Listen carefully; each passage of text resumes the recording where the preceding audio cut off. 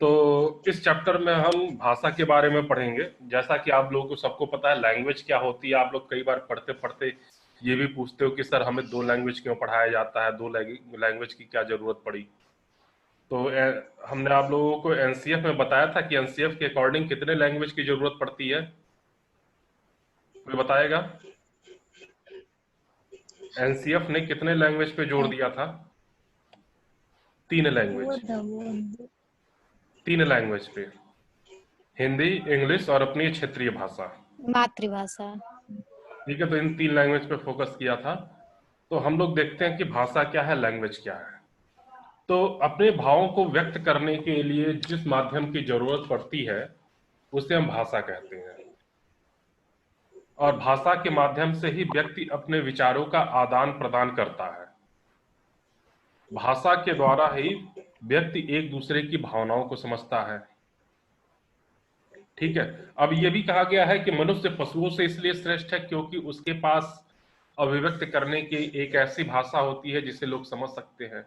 लेकिन यह पूर्णतः सत्य नहीं है, क्योंकि पशुओं में भी आप लोग कहते हो कि पशुओं की भी भाषा होती है, पक्षियों की भी भाषा होती है। लेकिन अब मनुष्य, रीजन दैट कि मनुष्य ही एक ऐसा प्राणी है जो लिख भी सकता है, पढ़ भी सकता है। तो भाषा से हम तात्पर्य केवल मौखिक भाषा से नहीं निकालेंगे, भाषा से तात्पर्य हम मौखिक के साथ साथ लिखित रूप से भी निकालेंगे।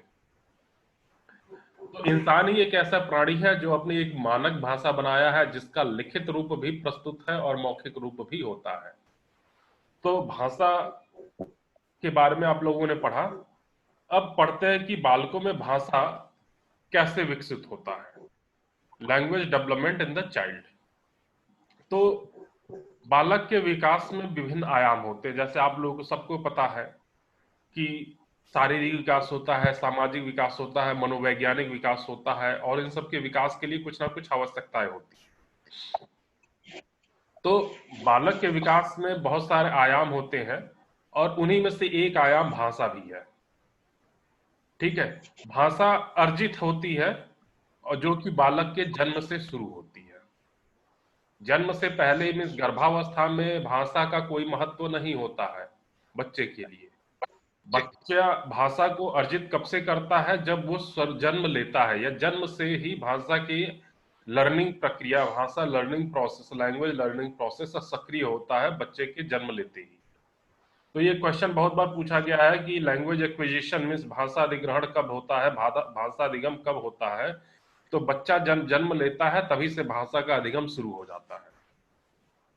ठीक है, आप लोगों ने हिंदी भाषा पढ़ा है तो उस भाषा में भी पढ़ा होगा कि भाषा जो हिंदी भाषा है जो हम लोग पढ़ते हैं, या इंग्लिश भाषा है, तो भाषा के कितने भाग होते हैं। बेसिकली भाषा के कई सारे भाग हैं, लेकिन आप लोगों को सीटेड लेवल पे केवल 4 तरीके की भाषाओं के भाग के बारे में पता होना चाहिए।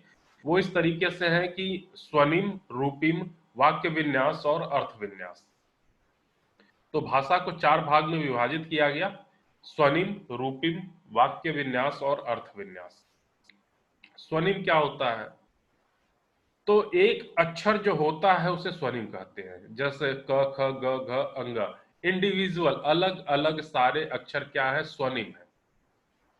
सो स्वनिम वह ध्वनि की सबसे छोटी इकाई होती है जिसमें सिर्फ वे शब्द होते हैं जिनका स्वयं में कोई अर्थ नहीं होता है या स्वयं में कोई अस्तित्व नहीं होता है। दूसरे के साथ लगा करके इसका अर्थ निकाला जा सकता है। जैसे अ, आ, ई। इसमें बालक शैशवावस्था में इसी से मिलाकर ध्वनियां निकालते हैं। तो जो सबसे छोटी इकाई होती है वो स्वनिम होती है। दूसरा है रूपिम। तो रूपिम जो होता है छोटे छोटे वर्डों से मिलाकर बना शब्द रूपिम कहलाता है। इनका बालक अधिक शैशवावस्था में प्रयोग करता है। जैसे पानी, पानी बोलता है, खाना बोलता है, तो ये छोटे छोटे शब्द होते हैं। तो कई सारे वर्डों को मिलाकर के जब एक शब्द बनाया जाता है तो इसे रूपिम कहते हैं, जिसका रूप दिया जाता है। रूप से रूपिम हुआ, और स्व से हुआ, जिसका स्व से खुद से निर्माण हुआ हो वह स्वनिम है, स्वयं निर्मित।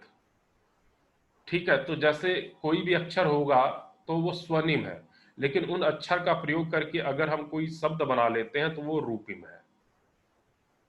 तीसरा वाक्य विन्यास।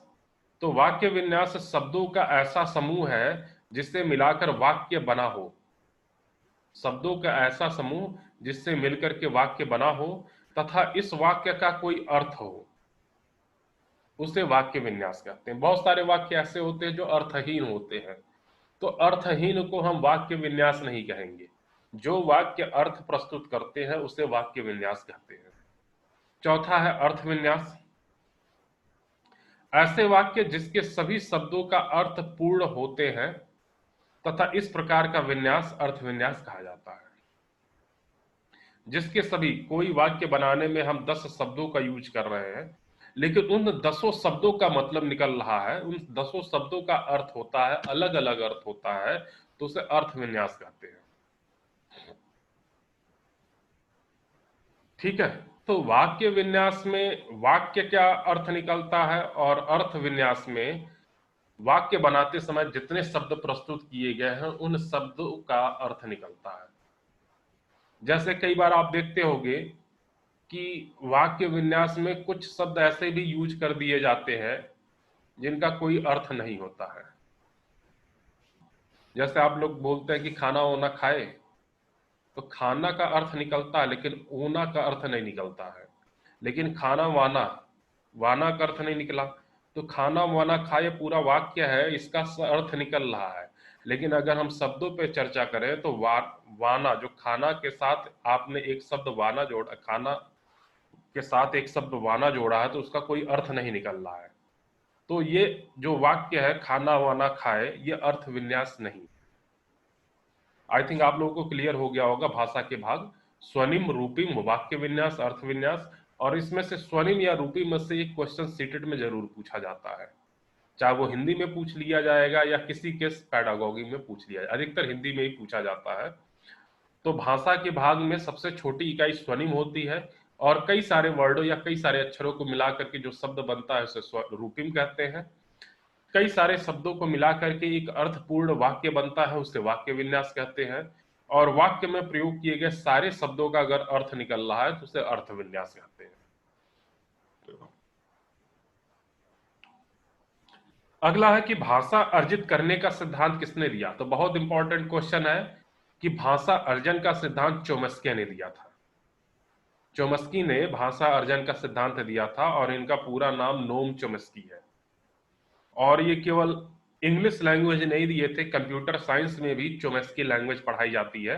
उन्होंने भाषा में, कंप्यूटर साइंस में भाषा को 4 भागों में विभाजित किया है, language 0 type, 1 type, 2 type, 3 type. तो 4 भागों में लैंग्वेज को डिवाइड किया है, कंप्यूटर के लैंग्वेज को। लेकिन भाषा, जैसे कि लैंग्वेज एक्विजिशन जो होती है, उसका कॉन्सेप्ट चोम्स्की ने ही दिया था। और चोम्स्की कहते हैं कि बच्चे जो होते हैं वो शब्दों का निश्चित संख्या से कुछ निश्चित नियमों का अनुकरण करते हैं। बच्चे शब्दों की निश्चित संख्या से कुछ निश्चित नियमों का अनुकरण करते हुए वाक्यों का निर्माण करना सीख जाते हैं। इन शब्दों से नए नए वाक्य एवं शब्दों का निर्माण होता है। इन वाक्यों का निर्माण बच्चे जिन नियमों के अंतर्गत करते हैं, उन्हें चोम्स्की में जनरेटिव ग्रामर की संज्ञा दी गई है। ठीक है, तो ग्रामर रूल जो होता है, लैंग्वेज के ग्रामर रूल, वो भी ग्रामर रूल के बेसिकली प्रतिपादक या बेसिकली किसको श्रेय जाता है, तो नोम चोम्स्की को ग्रामर रूल का श्रेय जाता है। तो क्वेश्चन इस तरीके से भी पूछ सकता है कि भाषा का सिद्धांत किसने दिया, या भाषा में ग्रामर का सिद्धांत किसने दिया। तो दोनों का ऑप्शन यही होगा कि चोम्स्की, नोम चोम्स्की ने भाषा का सिद्धांत या भाषा में यूज किए जाने वाले ग्रामर का सिद्धांत दिया था। उस ग्रामर का नाम था जनरेटिव ग्रामर। ये भी आपके लिए इंपॉर्टेंट हुआ, चोम्स्की का भाषा अर्जन का सिद्धांत।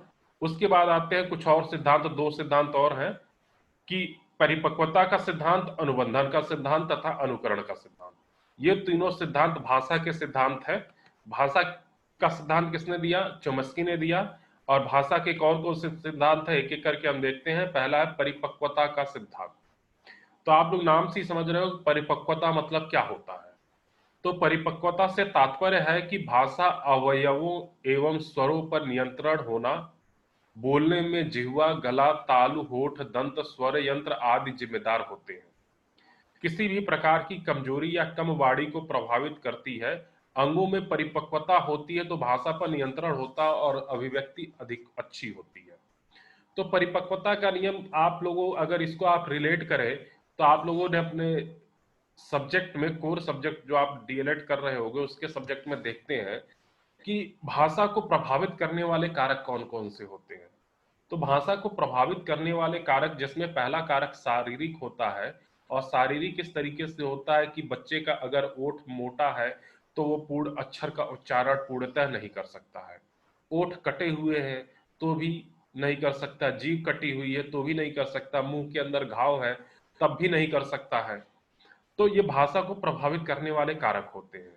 अगर उस कारक को मैं शारीरिक कारक को रिलेट करूं परिपक्वता के सिद्धांत से, तो परिपक्वता का सिद्धांत यही कहता है कि बच्चे भाषा सीखने में परिपक्व कब होंगे, जब वो अपने शब्दों, अपने अक्षरों को बोलने के लिए जिन यंत्रों का यूज करते हैं, जिन तत्वों का यूज करते हैं, उस पर नियंत्रण करना सीख जाए। जैसे बोलने के लिए जीभ का यूज हो, तो जीभ पे नियंत्रण करना अगर बच्चे जानते हैं तो भाषा को बोल सकते हैं। गला का यूज करना अगर जानते हैं, तालु का यूज करना जानते हैं, ओठ का यूज करना जानते हैं, क्योंकि कि आप लोगों ने पढ़ा है कि कतमदओ, कतमदओ मतलब क्या?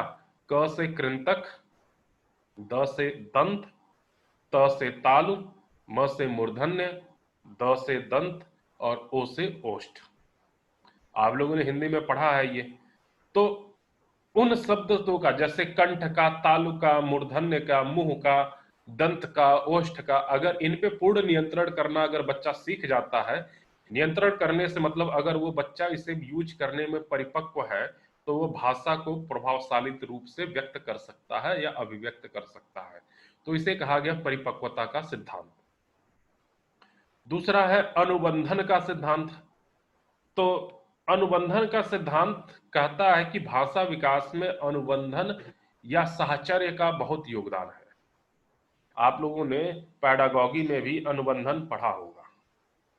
तो शैशवावस्था में जब बच्चे शब्द सीखते हैं तो सीखना अमूर्त नहीं होता है। इसका मतलब यह है कि बच्चे काल्पनिक शब्दों को नहीं बोल सकते हैं। बच्चे जिस चीज को देखते हैं उसी को बोलते हैं। जैसे पानी देखेंगे तो पानी बोलेंगे, खाना देखेंगे तो खाना बोलेंगे, चाचा देखेंगे तो चाचा बोलेंगे। ठीक है, बच्चे अमूर्त नहीं होते हैं, मूर्त होते हैं।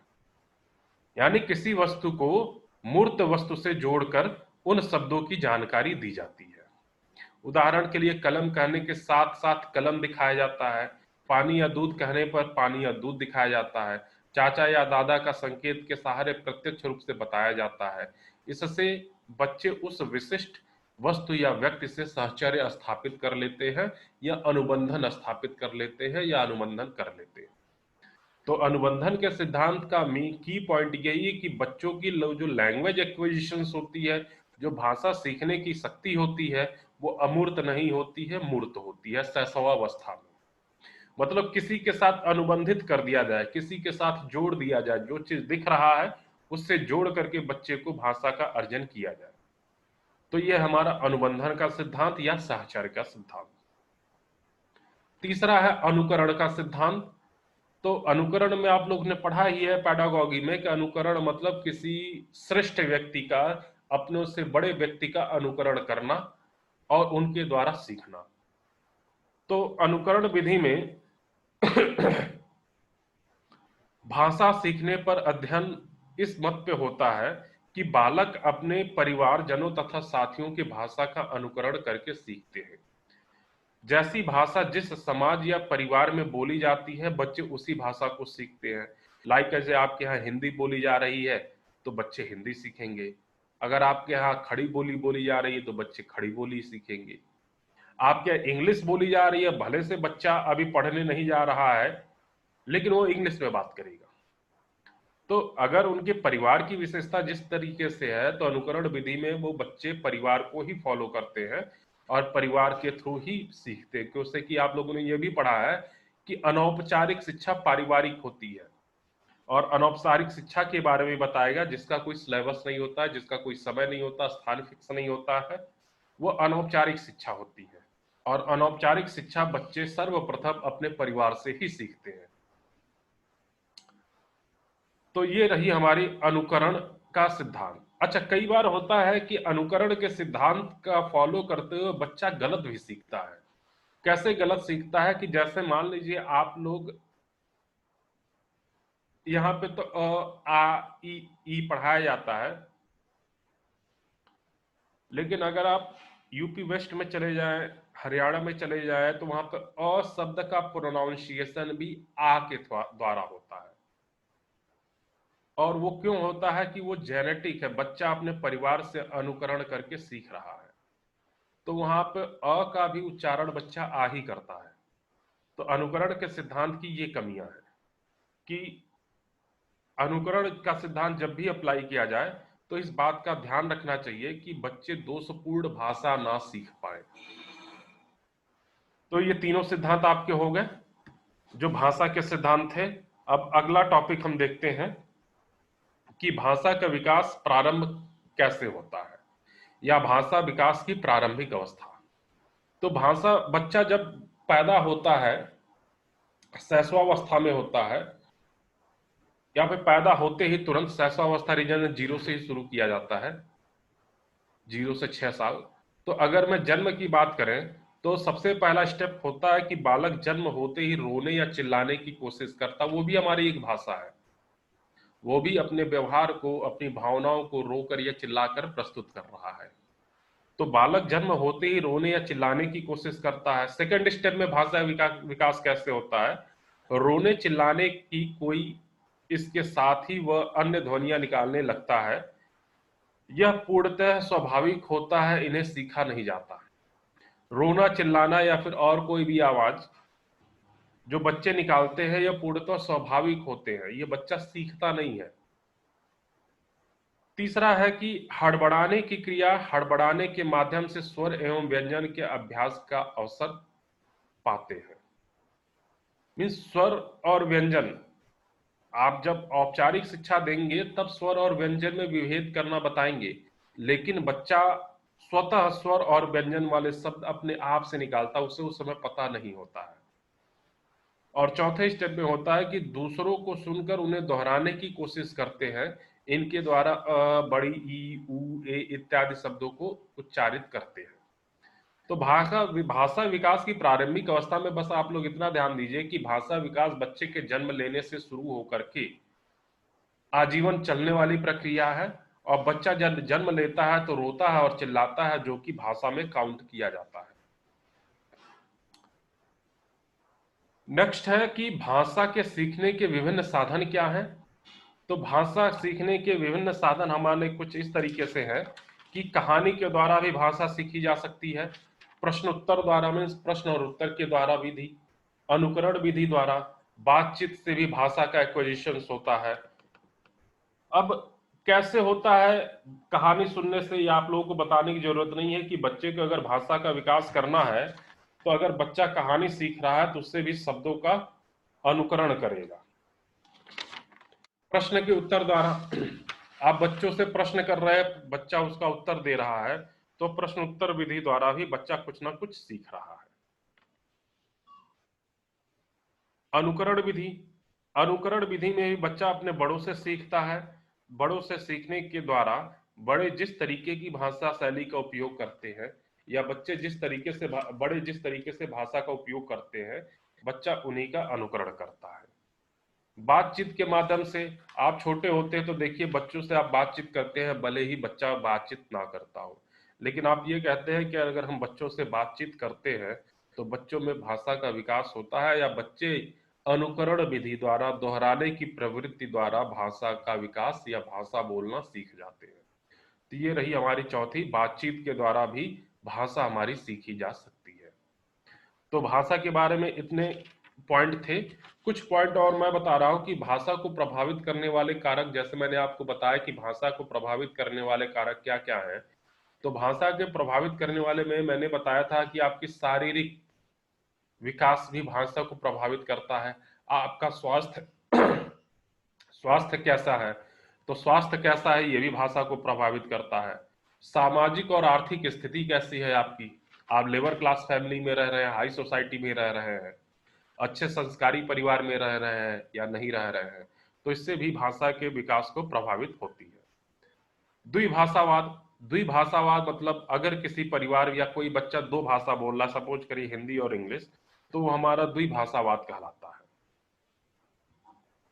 और ये कहा जाता है कि बहुभाषी वातावरण, बहुभाषी वातावरण मतलब जिसमें कई सारी भाषाएं बोली जाती हैं, हिंदी, अंग्रेजी या फिर क्षेत्रीय लैंग्वेज हो गई, कोई और लैंग्वेज हो गई, जिसमें कई सारी भाषाएं बोली जाती हैं, तो बहुभाषी वातावरण सदैव ही भाषा अधिगम में सहायक होता है।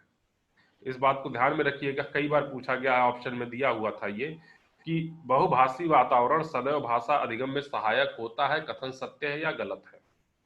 तो बहुभाषी वातावरण सदैव भाषा अधिगम में सहायक होता है और यह अधिगम में साधन के रूप में स्वीकृत होता है या प्रयुक्त होता है। ठीक है।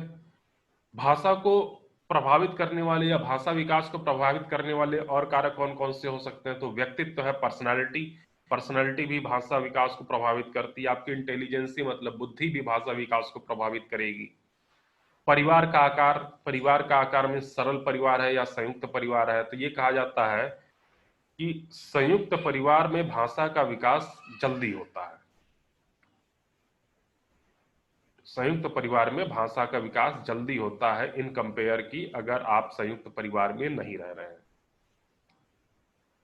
प्रशिक्षण विधि द्वारा भी भाषा के विकास को प्रभावित किया जा सकता है, क्योंकि आप प्रशिक्षण के थ्रू ही इंग्लिश लैंग्वेज सीखते हैं। तो आप अगर प्रशिक्षण या शिक्षण नहीं पा रहे हैं और आपसे कह दिया जाए कि आप जर्मन लैंग्वेज सीख लीजिए, तो आप जर्मन लैंग्वेज नहीं सीख सकते। तो आपका शिक्षा भी आपके भाषा विकास को प्रभावित करती है। भाषाई दोष क्या क्या हो सकते हैं? तो भाषाई दोष ध्वनि परिवर्तन हो सकता है। ध्वनि परिवर्तन मतलब ध्वनि का उच्चारण स्थान, नाक से बोलना है या मुंह से बोलना है, चांद बोलना या चांद बोलना है, वॉलीबॉल बोलना या वॉलीबॉल बोलना है।